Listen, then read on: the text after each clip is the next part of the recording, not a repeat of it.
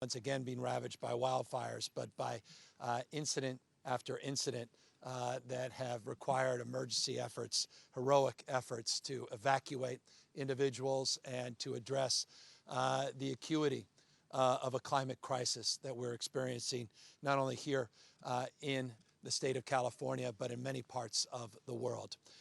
If you do not believe in science, I hope you believe in observed evidence.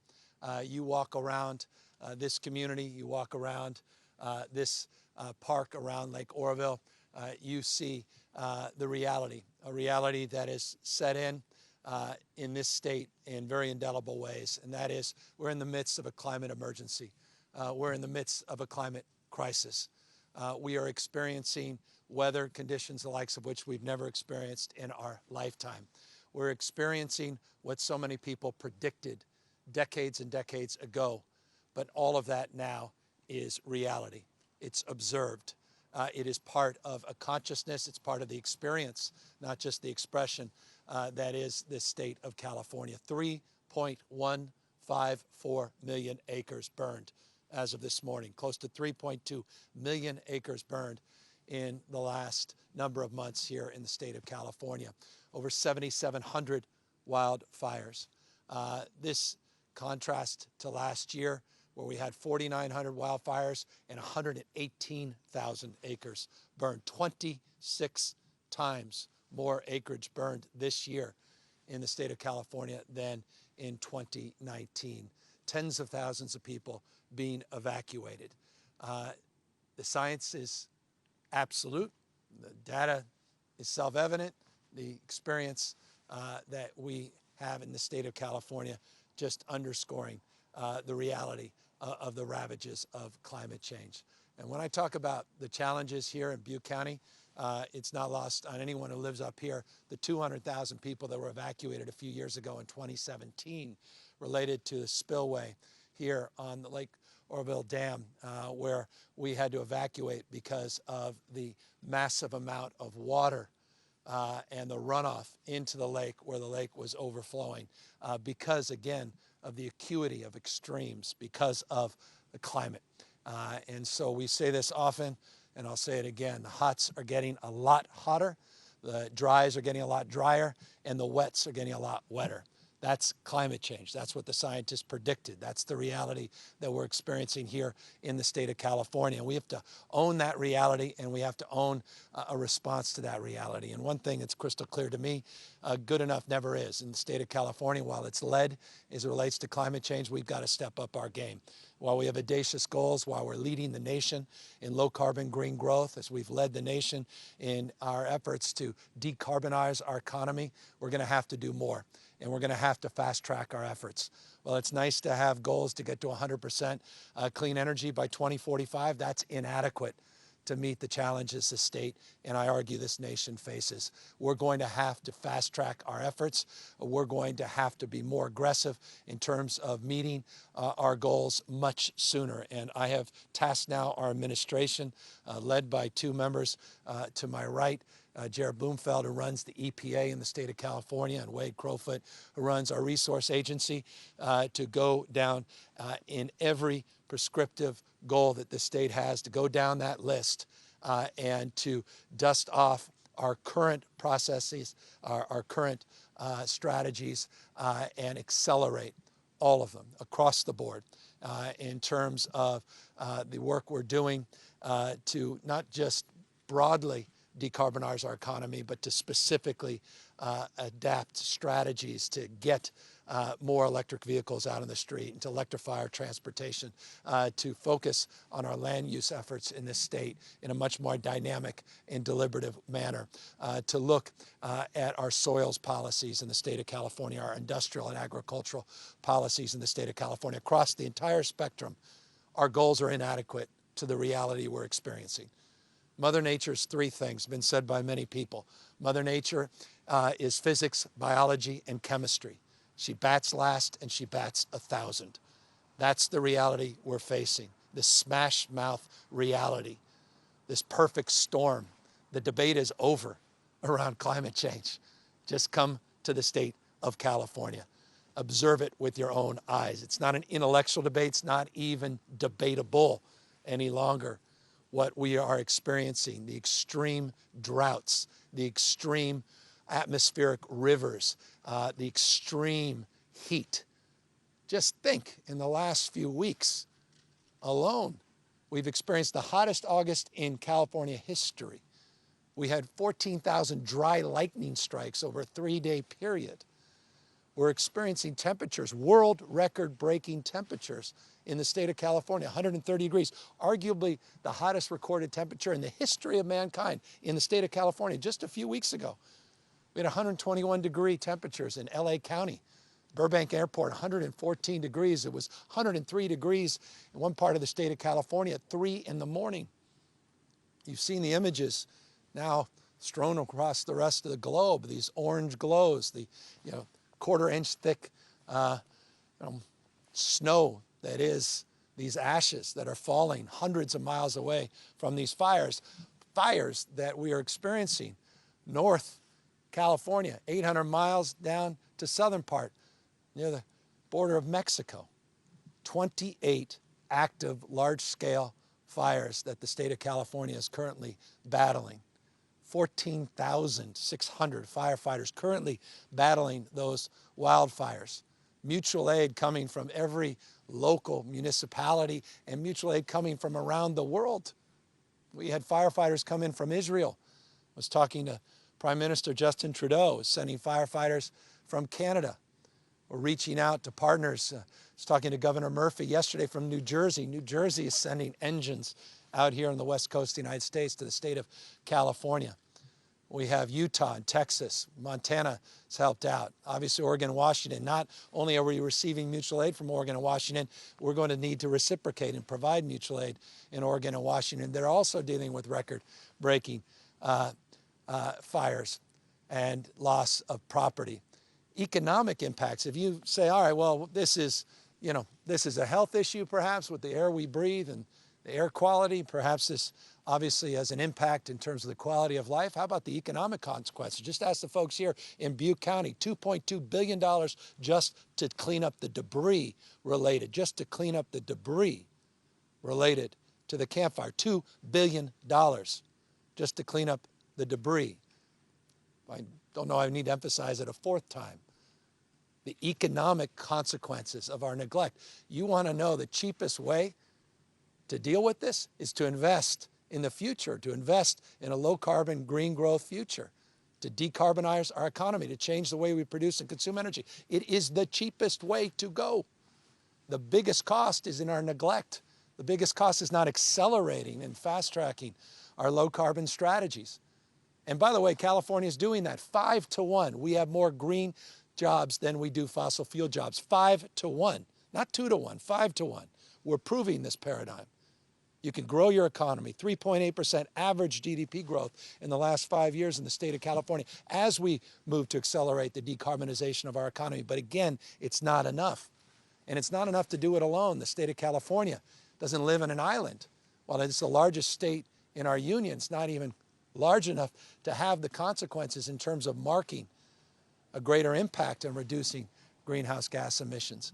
And that's why we need to get other states on board. And I couldn't be more pleased, in particular, with our Pacific Coast Collaborative we have with Oregon and Washington and the leadership of Governor Brown, not just the current Governor Brown in Oregon, the previous Governor Brown in the state of California, and Governor Inslee up in Washington State. We've led a partnership not just in the Pacific Coast, but we've also led a partnership in a U.S. alliance, 24 states plus California, 25 states that have come together, basically doubling down on the Paris Protocol. So as the rest of the nation moves in one direction, we are moving in a more enlightened direction. And I say we, that's 24 states plus the state of California.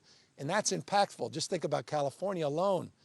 This state, its population is larger than the 163 nations that signed up on the Paris Protocols. There are 196 nations. California's population alone is larger than 163 nations. So we want to punch above our weight. We want to continue to punch above our weight, but we're going to need more people coming on board. We're involved in dozens and dozens of lawsuits against an administration that doesn't see eye to eye with us on this. And rather than lamenting about it, we'll continue to fight in the courts. We'll continue to win, as we are overwhelmingly, against the rollbacks of the Clean Air Act and the Clean Water Act, and continue to make a case, not even make a case, just prove what we've been asserting, that these efforts will save taxpayers money, that will lower the cost of consuming energy, that will inure to building more resiliency in our environment and allow us to leave something a little bit better than this to our kids and grandkids. People that want to roll back vehicle emission standards so you can spend more money at the pump and produce more greenhouse gas emissions to create more of what you see around me, that's beyond the pale of comprehension. We're fighting against that, and we'll prevail as long as more people come to this cause. And so I guess, forgive me, I'm being a little bit long-winded, but I'm a little bit exhausted that we have to continue to debate this issue. This is a climate damn emergency. This is real, and it's happening. This is the perfect storm. It is happening unprecedented ways, year in, year out. And you can exhaust yourself with your ideological BS by saying, well, 100 years ago we should have done this or that. All that may be true. And I'm not going to suggest for a second that the forest management practices in the state of California over a century plus have been ideal. But that's one point, but it's not the point. The reality here is the mega fires that we're experiencing come from these mega droughts that we've experienced. 150 dead trees, million dead trees in our forests and southern Sierras, beetle-infested forests, those mega droughts impacting the mega fires. There's something else going on, not just bad past practices over a century related to forestry. That said, we do recognize we have to do more in terms of prescribed burns. We do have to do more on vegetation management. We do have to do more on our forest management efforts. And by the way, the state of California is doing more than it's ever done in that space. 35 high-profile projects we got done would have taken it 10 years based upon previous past practices. We were able to get those things done in 15 months. These fuel breaks that you're seeing, these high-profile fuel breaks, including, by the way, just a stone's throw from here, efforts 5 years in a row to create fuel breaks that have actually saved a lot of property, potentially lives, just in this area. We recognize our responsibility to do more in that space as well. And we're doubling down on that still from what we did last year with a partnership with the federal government, the U.S. Forest Service, where we did a memorandum of understanding so we commit to the next few decades to do more in partnership to double the amount of acreage that we're covering through our forest management efforts. So we do recognize that, but that's not just the issue here in California, Washington, Oregon, and other western states. When you have a heat dome over the entire west coast of the United States, when you have temperatures, record-breaking temperatures, record droughts, then you've got something else at play. And that's exactly what the scientists have been predicting for half a century. It is here now. California, folks, is America fast forward. What we're experiencing right here is coming to a community all across the United States of America unless we get our act together on climate change, unless we disabuse ourselves of all the BS that's being spewed by a very small group of people that have an ideological reason to advance the cause of a 19th century framework and solution. We're not going back to the 19th century. We're not apologists to that status quo. We believe in the fresh air of progress versus the stale air, emphasis, stale air of normalcy. And so that's California. We're going to leap in the future. We're going to accelerate our low-carbon green growth strategies. We're going to create more economic opportunity in this space, more resiliency, a sustainable mindset, and we're going to advance this cause in partnership with hundreds and hundreds of subnational and national leaders around the rest of the world. One of the great inheritance I received as the 40th governor of California is the work of the 39th in establishing an MOU under 2 protocol with 200 plus nations and governments, subnational governments around the world. That's leadership. We want to build on that work. The U.S. Alliance Climate Alliance. We want to build on that. The Pacific Coast Collaborative, we want to build on that, and we want to build on the framework of our cap and trade program, build on the framework of all of these audacious goals on electric vehicles, all of our audacious goals on waste and diversion, all our audacious goals as it relates to getting to 100% clean energy. But we've got to fast track all of that if we're going to, I think, be judged well in the future, because right now, everything we've done has been adequate. Continue to do what you've done, you'll get what you got.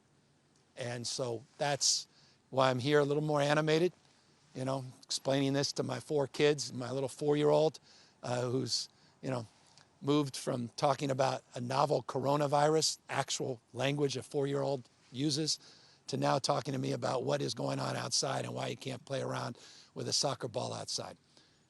That's not the world I want to leave to my kids. It's not the world you want to leave to your kids. This is not a world that anyone should be experiencing, and we don't have to. Our decisions, not conditions, that will determine our fate and future. And so I'm very, very proud of California's leadership in the absence of national leadership, and I recognize our responsibility, again, to accelerate those efforts. So with that, I just want to ask Wade and Jared perhaps to either one of you come up, both of you, maybe amplify some of what I may have said, and maybe talk a little bit more about what we've been talking about the last few weeks as we're experiencing this historic fire season.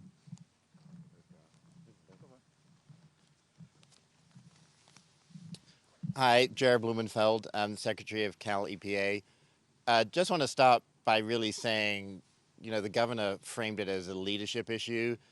Just the profile in leadership that is the governor. I've had the privilege of working with the governor for a long time. When they're difficult issues, you know, if you just imagine the beginning of this administration, I remember the last governor hadn't even left office, and we had the first fires come in.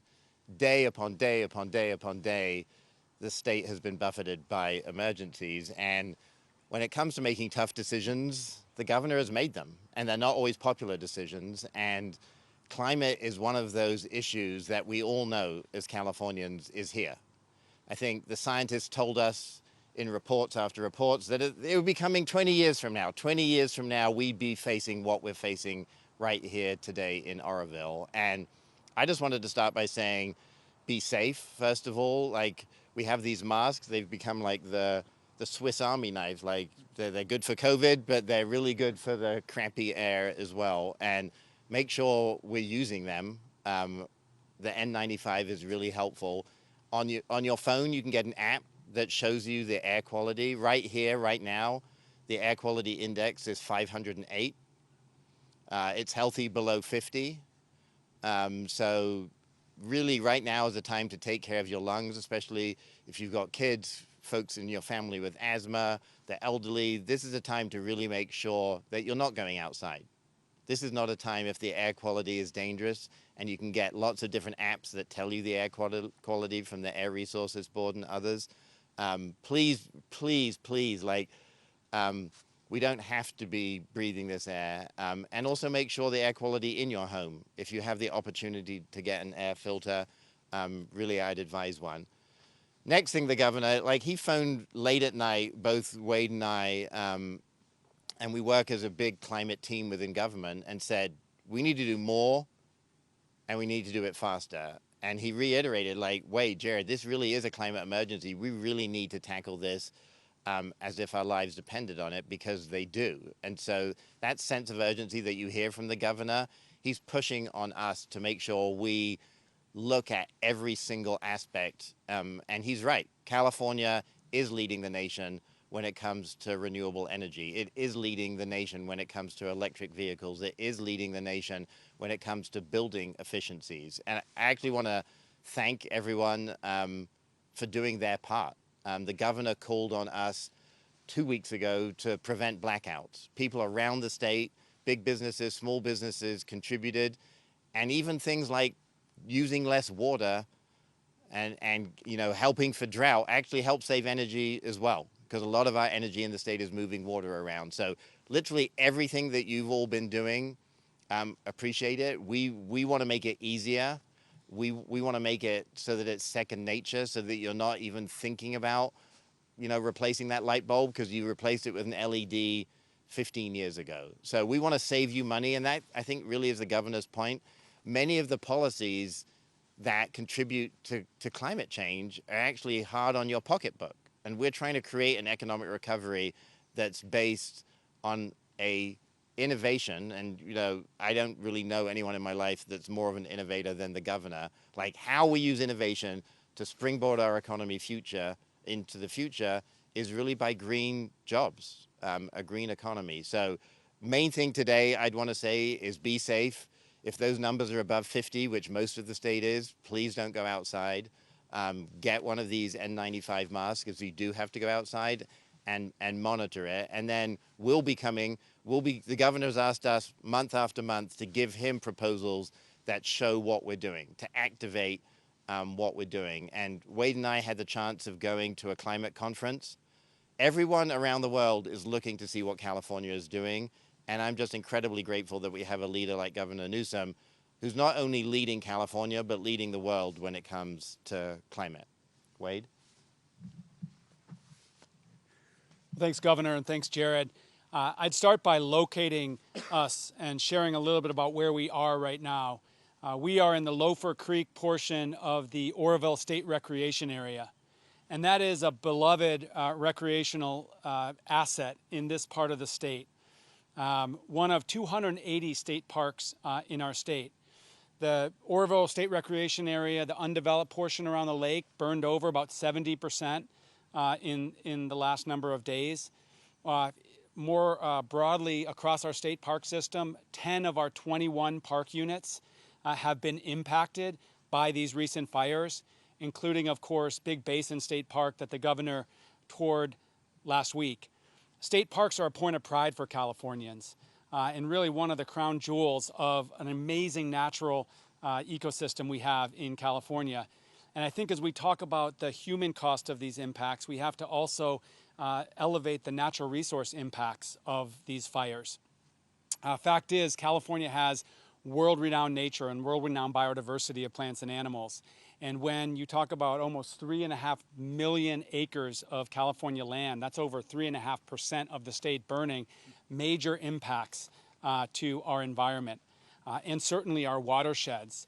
We stand in a very important watershed for the state, in the State Water Project. And the fact is these fires damage our watersheds. They also, of course, damage our infrastructure. We know from the energy challenges of the last couple of weeks where fires knocked out transmission lines that climate-driven catastrophic fires threaten the infrastructure that brings us our daily standard of living. On the energy side, but also the water side. We're not far from the Hyatt power plant at the Oroville Reservoir that actually had to relocate operations downstream because of fire threats. So these challenges are real to people and communities, to nature, to our infrastructure. And I think what both Governor and Jared said is absolutely true. We're seeing impacts today that we thought would materialize by mid-century. And that's a really important point because we used to talk about climate adaptation or climate resiliency as sort of a future planning exercise, a little bit of a kind of wonky forecasting effort. The fact is, climate resilience is about protecting our people and our nature now. So under the governor's direction, we're increasingly focused on, with Jared's leadership, how do we drive down carbon pollution? We need to obviously transform our transportation, our building, our energy system. But then what steps can we take to actually reduce pollution and protect people and nature from the climate impacts that are already here? So I'm really excited to be helping to lead on this effort, really focused on climate resilience and where can we find ways to continue to lead the world reducing carbon pollution, but in ways that recognize the reality, which is as we do that, we need to do more to protect our communities and our natural places. So I'm really excited about the work that CAL FIRE has continued to do on the proactive front of really reducing wildfire risk to communities, even while they do heroic work responding to these wildfires. And as the governor said, while we can be proud of what's happened in California, we have to do so much more. and that's what we're looking forward to doing in the coming months and years. I just thank Jared and Wade, and may know both of them have a long history of being environmental champions, and Jared left the Obama administration representing the EPA on the West Coast of the United States, and Wade was in the Brown administration, and both have a little history with me when San Francisco was leading the state, in many respects, cities across the country, in terms of some of our efforts to establish new expectations in terms of our low carbon efforts. And so we're bringing a world-class team back, and we've got a lot of work to do. Look, let's talk just briefly, and I'll open it up to questions in a moment. We have now currently have 5 active fires that are 5 of the most destructive fires over the last, in the history of the state, 5 of the 20 most destructive that are currently being suppressed, which is just remarkable when you consider that. We just came out August, the hottest in recorded history.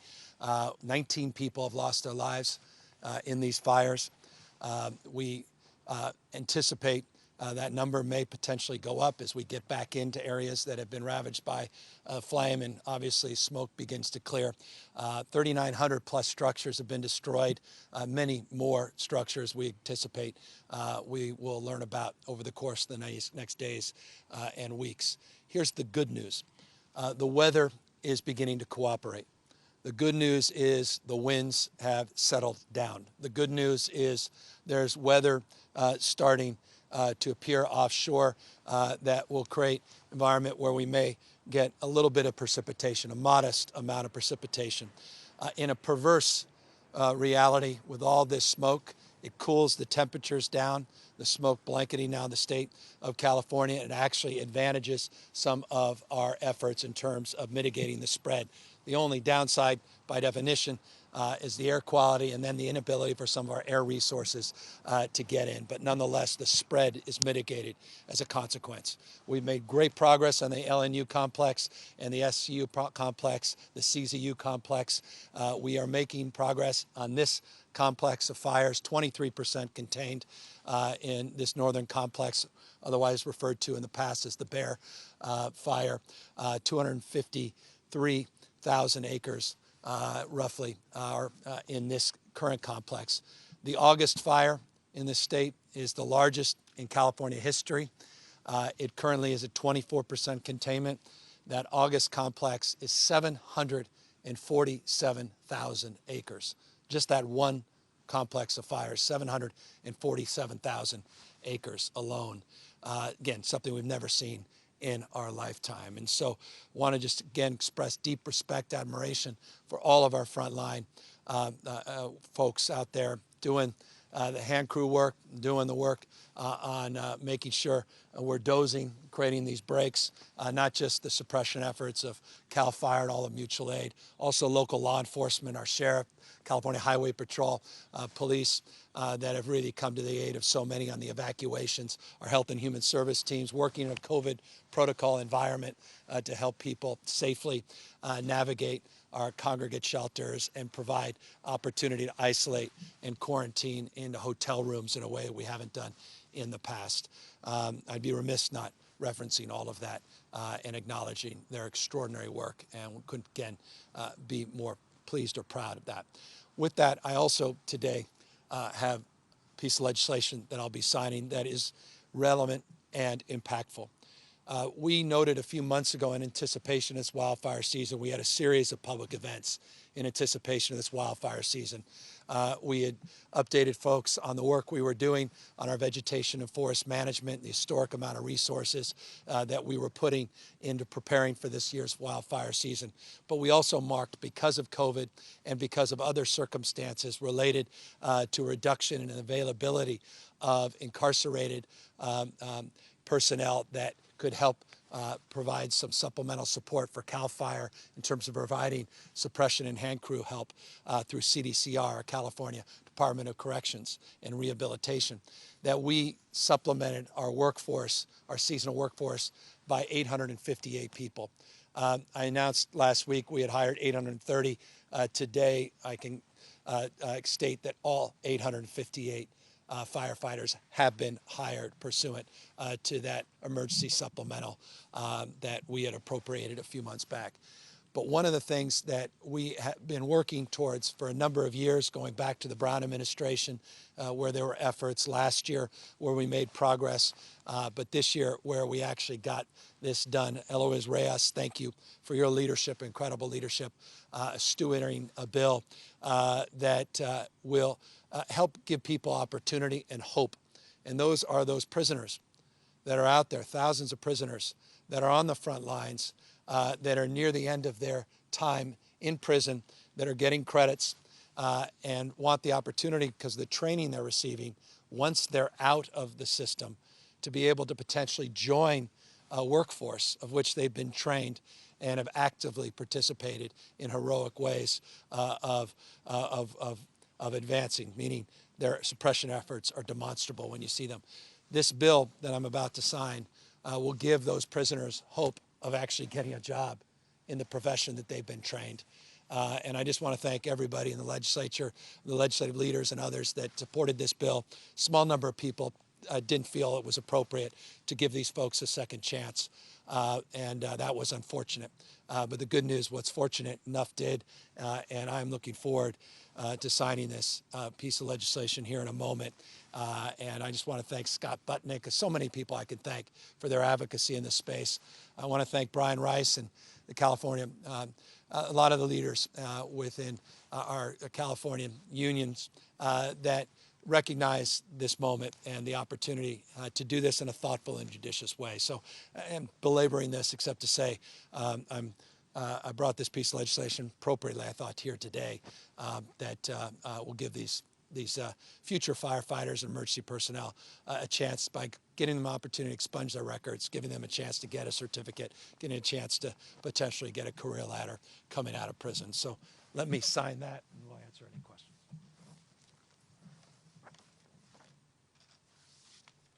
And this is AB 2147 for the record. So this is official. And very grateful again to Eloise Reyes for her outstanding work. So that's it in a nutshell. I can do a COVID update if you wish. 3,200 plus new positive cases, down to 3.7% positivity over the 7-day period. We are making progress in that space. We'll update you more over the weekend and in our Monday presser. Happy to take questions. When you talk about accelerating the climate change efforts, first of all, was it a mistake for the state water board recently to postpone the planned shutdowns of those power plants in Southern California in the name of grid reliability? I mean, that takes us a step back, doesn't it? It was absolutely not a mistake. It was the right thing to do. 3 plants will be extended for 3 additional years. One, the Redondo plant, for 1 year. It was necessary in order to create and provide for reliability. We're simply coming too close in terms of megawatt peak usage and load, and we need to address reliability, particularly moving into the new year, 2021, 2022. So absolutely was the right decision to do.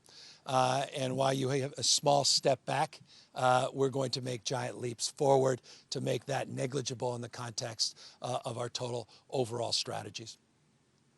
So when you talked about getting to 100% green energy, green grid by 2045, are you talking about a new piece of legislation? What specifically are you going to do to attack some of these issues? Well, I think 2045 is too late. So absolutely, we're looking to fast track all of these efforts across the spectrum, across the board. We've already reached our RPS portfolio goal in 2018 of 34% ahead. It was a 33% goal ahead of the 2020 deadline, proving California can move into the future and grow its economy. We accordingly are generating over 50% of all our electricity from non-fossil fuel sources. That includes hydroelectricity and the nuclear that we are generating. That's not part of the RPS, but nonetheless gives you a sense of the totality of California's efforts in moving in this space. So we think we're not only up to the challenge, we're more than capable of achieving more audacious goals. And so we're currently in the process of putting together new ideas, new strategies to accelerate our efforts accelerate the application, implementation of commitments we've previously made, and to look at these goals, these stretch goals at 2045, and see if we can pull them closer into the future. Okay, I'll ask some questions from the pool now. This first one is from Keely Webster of the bond buyer. Do you know how much grant money you're expecting from FEMA for each of the counties that you've sought assistance for? Is there any concern about the availability of FEMA money now that President Trump has suggested he might take money from FEMA for CARES 2? Well, we're the beneficiary, the state of California, of over $4 billion that's being redirected from FEMA into our unemployment and PUA system. We are getting those checks out, and we're doing so as quickly as possible, and we're hoping that very shortly Congress, Senate in particular, can get their act together and allow for more certainty moving forward and a new source of funds, not redirecting from existing FEMA reserves. That said, specific to the question, Pete Gaynor, head of FEMA, was out here in the state, spent 2 days with us touring the wildfire damage throughout the state of California. We have extraordinary partnership with FEMA, not only with Pete, but the regional director, Bob, and others. And so we have all the confidence in the world that we'll continue in the spirit of partnership and collaboration to see the kind of support into the future that we've received in the past. And I also have confidence based upon the totality of these climate-induced emergencies that are not just wildfire related, but also hurricanes in other parts of the country, that Congress will see to it and the President will see to it that appropriate resources are made available to support those in needs. And so, no, I'm not concerned about those dollars running out. This is from Carla Marinucci from Politico. President Trump has been silent on California and Western wildfires. While he's tweeted on numerous issues and races, he's golfed and attended campaign rallies. His last lament on California's current situation was 3 weeks ago. What's your reaction to his failure to publicly address this latest devastation? Well, I can only speak to the conversations I've had with the President. I spent close to 30 minutes on the phone with the President yesterday specific to the wildfires here in California. We walked through the current status report on the active fires, the larger complexes. We actually specifically talked about Butte County and some of the recovery efforts from the Camp Fire, and he reinforced his commitment to our effort. And we were grateful yesterday to announce 2 new we refer to as FMAGs that were approved by FEMA and the administration. The major disaster declaration that was approved a number of weeks ago that has helped advance our efforts to provide assistance, not just business assistance and county support, but also the prospect now shortly of individual assistance to individuals that have been impacted and evacuated from these fires. So he has been proactive in that sense. And to the extent that he hasn't made public comments, I imagine there'll be more public comments forthcoming based upon the conversation I had with him yesterday. Thank you. This is from Sherry Mossberg at CNN. And you alluded to the MOU from last month. In the name of safety, what is the state doing to better manage and restore the forest and mitigate wildfire threat? And how does the new memo of understanding with the federal government play into that? It plays directly into that. California last year moved forward to no longer twiddle our thumbs and talk about or lament about the good old days when we were more active in vegetation and forest management. We decided to do something about it. In fact, one of the first actions I took as governor of the state of California, I went up to Placer County on a ridge and talked about the imperative of doing some forest management, some thinning, and some prescribed burns to address a population vulnerability so we didn't experience another Camp Fire. We were able to commit to 35 high-profile projects impacting and advancing our efforts to protect some 200 vulnerable communities in the state of California. A few months back, we announced the completion of all 35 of those high-profile projects. We stated a few months ago that there were a number of those projects that were not due to be completed for over a decade. We were able to get them done a little over 1 year.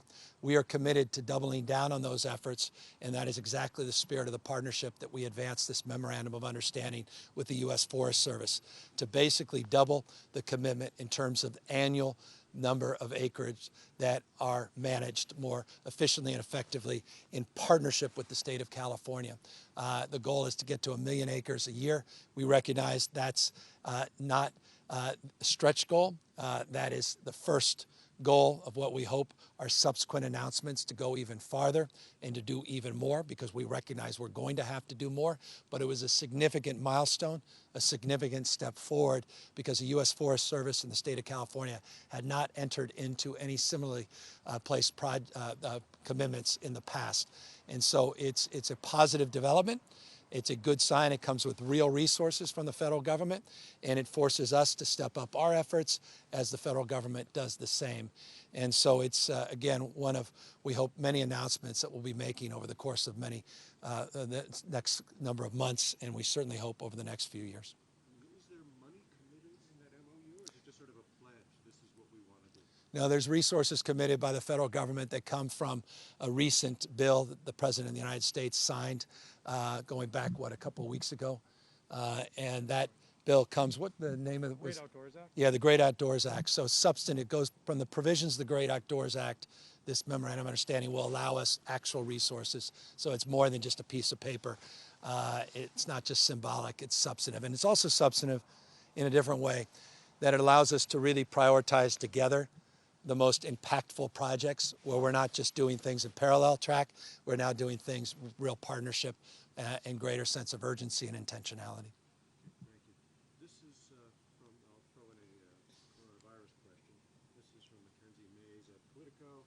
It looks like the Sacramento area school where your children attend has received a waiver from the state to open.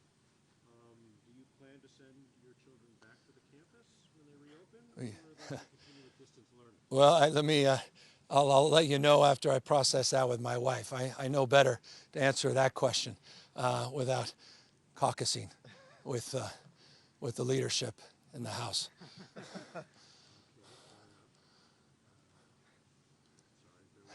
That's all good. This is from Curtis Ming at CBS 13 in Sacramento.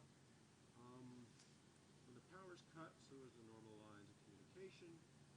People in a fire's path may not have access to phones, TV, or internet. Those who do have cell service may only have a signal until their cell's backup generator runs out of fuel. As these fires become more common, what are you doing to make sure those in remote communities have access to critical communication when they need it? I'd refer the questioner to the work that the California Public Utilities Commission did last year, the work that we did collectively, the state legislature, myself, to work with all three of the largest investor-owned utilities in the state of California, not least of which PG&E, with new processes, new protocols, new expectations to make sure that we are being much more responsive to the needs of vulnerable communities, particularly rural and remote parts of this state, as it relates to any de-energization, what is referred to as PSPS. Those protocols have been changed. They have been advanced. They're more targeted. They're more limited. And they come with resources that not only the IOUs are responsible for, but the resources we put up in the state of California to create new resource centers, cooling centers, to provide for backup generation, to provide for support for vulnerable communities, to provide for resources to address precisely the concerns that were raised in that question. Also would note we continue to work with the largest telecommunication firms in this state to require new backup generation as it relates to their poles, to their SMS systems, to their telecommunication network. And we'll continue to do more in that space. We made a little progress. We have more work to do in that space. I want to just compliment the extent it's important. Senator McGuire and others, Jim Wood, that have been very active in this space, supporting northern communities here in the state of California, and really trying to hold everybody, private, public sector, accountable for delivering on all of the above. Were you satisfied with how PG&E handled the PSPS from the other night? I'm getting an after-action report, so I'll be able to more substantively answer that question with more nuance and specific information. Broad strokes, the impacts of the PSPS were more modest in terms of length and more modest in terms of scope than likely they would have been a year ago, pursuant to the new rules and regulations, the 72-hour notification, et cetera, that was put into place based upon the new rules that we established legislatively, executively, and through the California Public Utilities Commission. So at first look, I was more satisfied, but I cannot claim to be firmly satisfied until I get the details, which are forthcoming and will be provided to me very shortly. Another question from me.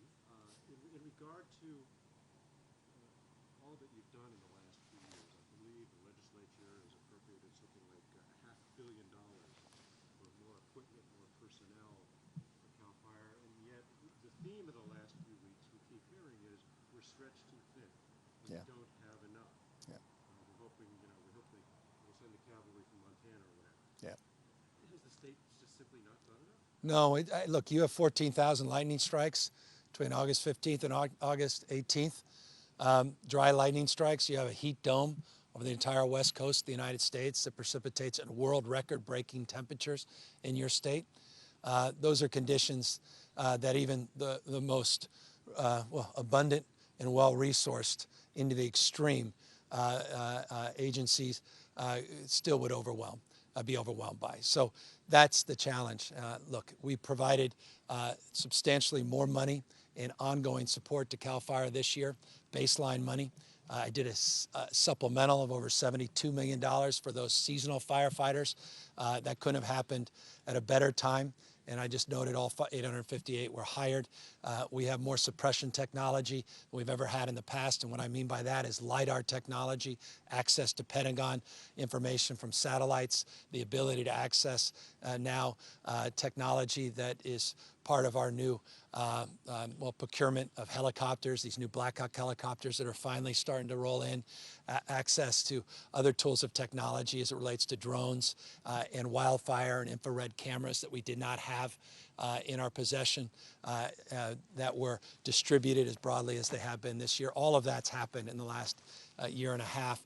We'll continue to do more. We'll continue to provide more resources, more personnel, more predictive technology. We have an incredible partnership on wildfire monitoring and wildfire prediction technology based upon weather that allows us to prevent the spread of fires based upon the pre-distribution and pre-deployment of personnel. It's technology that we didn't have a year ago that we have today that also will help with our firefighter suppression. So a lot of progress, just simply not enough. And that's why we're here talking in the terms we should around a climate emergency, a climate crisis that needs to enliven all of us in this nation, where this nation has a responsibility to lead the world and to address. And I'm told this is the last question. It's from Lorraine Dector. I hope I'm pronouncing that correctly, from Action News Now in Chico Redding. What other plans do you have in Butte County today? Any other meetings or actions taking place? Yeah, we'll be touring around.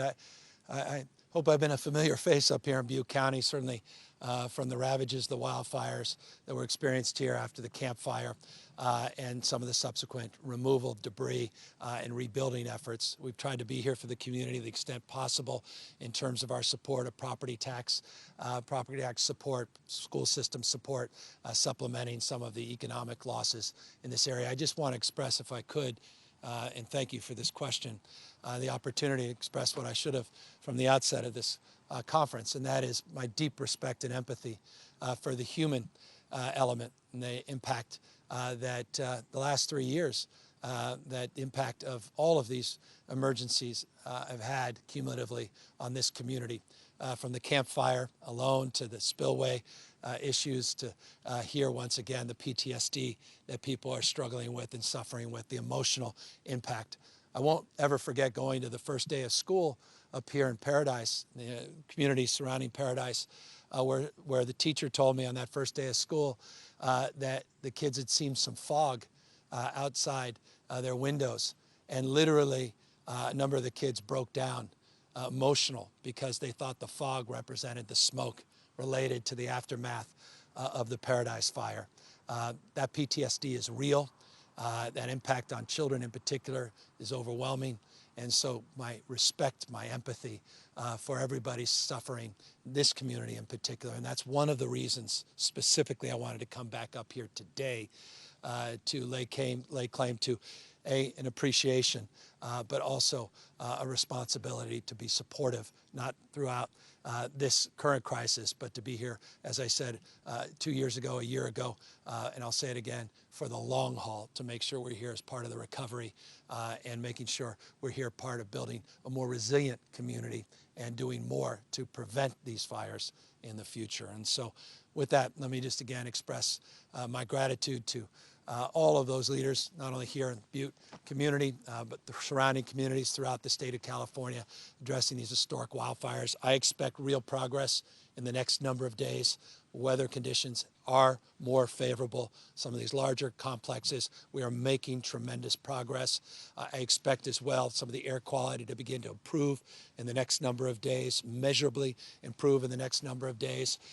And you should expect in return the efforts in this state to be doubling down in terms of prevention, suppression strategies, and long-term solutions that are foundational and fundamental for our fate and future, not only as it relates to wildfire resiliency, but the fate and future of our health and our economy. And that's the addressing the issue head-on of climate change and addressing climate denialism, which just also needs to be addressed head-on. And I'll close with one final statement. I heard from Jared Bloomfeld. He said something about changing light bulbs. And the only thing that came into my mind is we can't just change light bulbs. We also need to change leadership. And I don't mean that just as a knock. Don't just assume I'm just taking a cheap shot from a top-down federal prism. I mean that across the spectrum. If people are still in denial and they're leading the charge of keeping you protected and keep you healthy and safe, and they're in denial about climate change, they're not truly, I think, positioned to be the kind of leaders that we need for your community, for the state and our nation into the future. This is that serious, and it requires a seriousness of purpose, a seriousness of understanding, a seriousness of consciousness around science and Mother Nature and the realities of the world that we're living in. So I just want to conclude with that. And again, thank everybody for being here. And thank you all, those of you that may still be tuned in, for the privilege of your time. Take care, everybody.